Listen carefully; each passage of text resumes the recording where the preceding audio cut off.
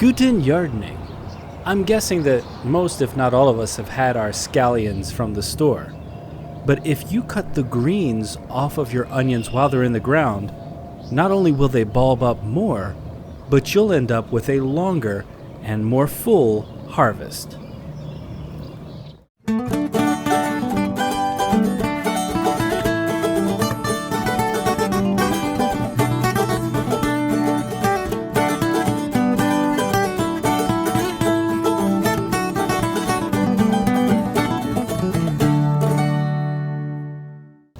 In order to harvest these greens, we're cutting them off about 5 to 7 inches above the onion bulb itself.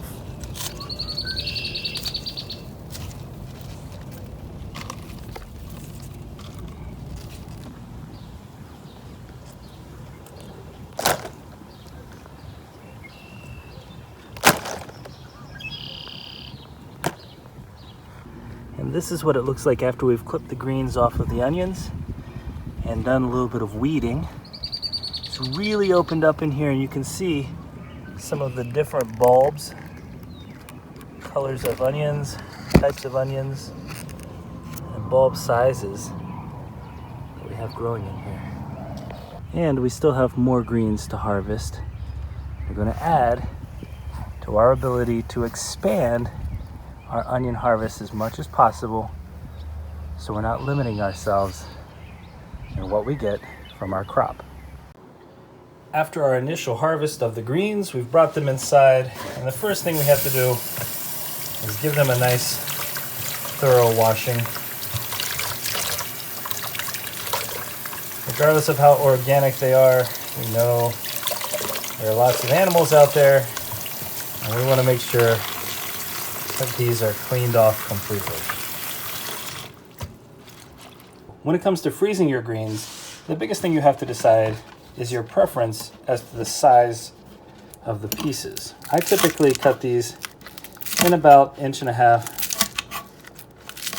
pieces. And when I'm trimming them down, I've already looked through them a little bit. There may be some inconsistency in color. I'm not really worried about that. The only thing I'd be worried about, or that what I would throw out, is if there's something dying on the piece. You know, it's not something that doesn't look good, but just in general, I'm keeping all of this. And we're going to take it and put it into a little sandwich bag. And this is going to go directly into the freezer. Try to get as much air out of it as possible, and I'm going to put some more into this bag before we freeze it, but get as much air out of it as possible, seal it up, and it's going right into the freezer.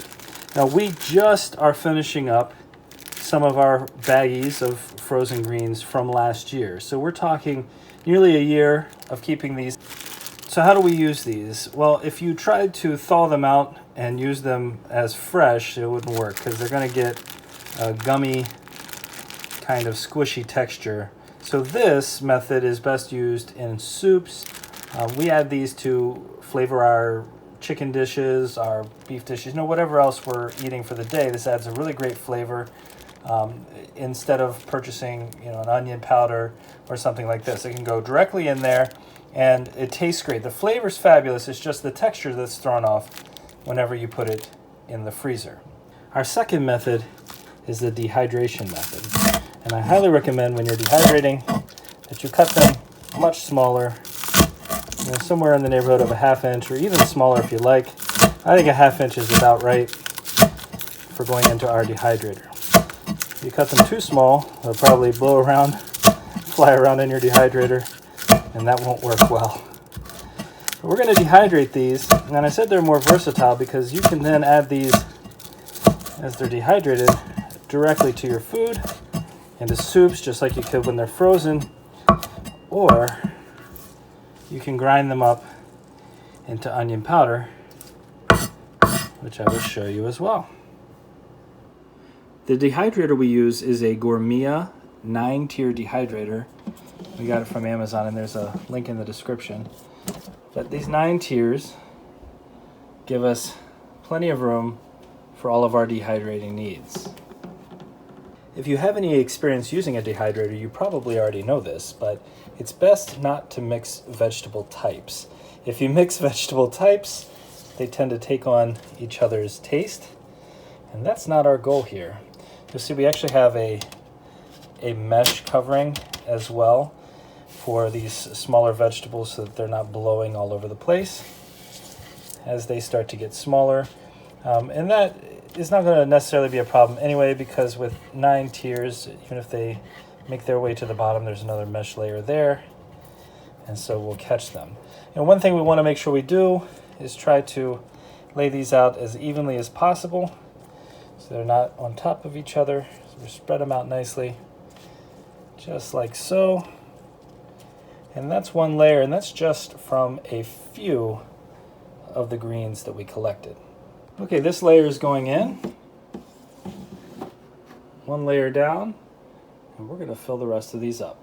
A whole lot of chopping and a whole lot of tiers later, and we're ready to put this into our dehydrator, and then whatever's left over, we're going to bag and put it in the freezer.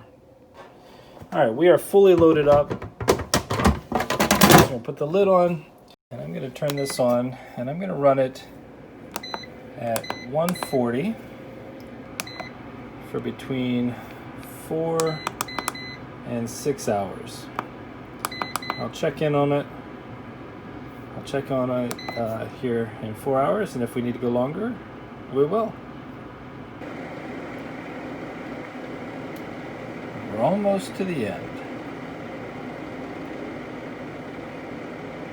So I ended up having to add another hour, and now we're at the end. So let's check and see how these look. Well, we definitely took the full time to dehydrate this, but you can hear it.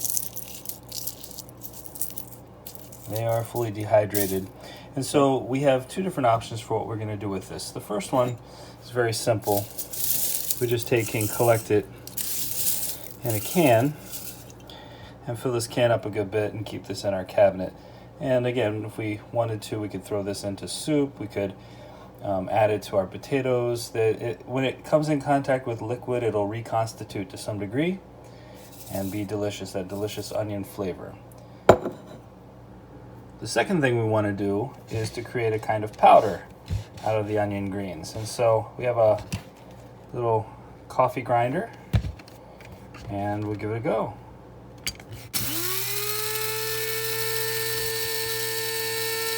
Pretty quick. It's very powdery. Let's see. We still need to go a little bit longer, but you can see the powder. You can see the powder building up right there. So we're going to grind this a little bit longer, and we'll keep this in a little jar as well, safe from moisture. And we can use it by the spoonful or however much we need when it's done. At the end of the day, we have 3 different varieties of onion greens. Frozen, a nice big bag, and we took the little sandwich bags and put it inside the gallon-sized bag because it's easier to store that way. The dried onion greens for soup, etc. And the onion powder. Look at that. It kind of looks like matcha green tea powder, but it doesn't taste like that. We hope you enjoyed this video and you understand why we harvest our greens early, to expand our crop and increase the bulb size of our onions. If you like this video, leave us a comment, give us a like and subscribe, and remember, when you're with us, you're good to grow.